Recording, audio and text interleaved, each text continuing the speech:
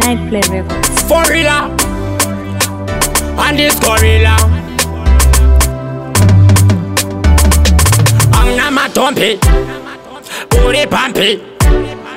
Sopete mfana mimira kundi itira chisaskamu. Nde babi bachopa makati imi muno kona kukunda isu. Kana tauya tenge tauya hakuna anofura isu. Isu vana sifongo matokona ti nokudarka isu. Vangani vanokona kuita sesu. Tell them takambo tamba na futo na kina sinu saibotinya. Apondi jinsi futi ndiri pinya vatindi shairanya. Amumwe munu aingo menya tindi wona panga nanga wona maitirwe vanhu iwe. Pamwe pacha uno toziva kuti ndiwe saka enene. Aiwainini ndemukonyo vataurire kuti handiswe tsonyo. Pandasvika ini ndobaya saka vatsa kuti aiwainini.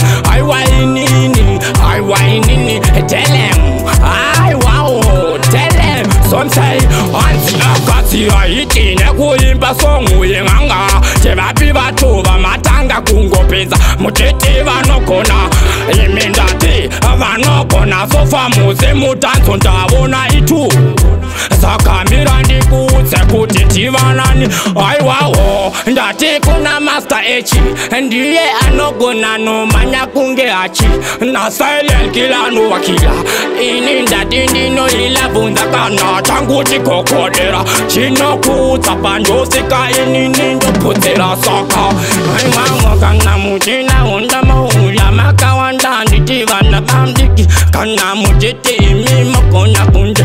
Itasiki. Ndauya nasi iniliga diremo chiki saka kuri hilo ndati aiwawo chifo vangani vanomisa inini taona hapana kana wani saka alikini vautse kuti hapana anondimisa mani telempa kaimoimba kainzika kasimba akoke pamutare inini ndofarare saka miraindiri tasekunge kuzamutare ndatinini foti ndofarare kana utida uyarare ndokusiya iwewe wakarara nekuti inini ndokona mangoma aiwawo kana uchiti unokulafuza mali pandasika ndenge ndiche tora mari mangani vanokona kudarika chifo ngoma yorikinaini elabidu drunken master yofutso.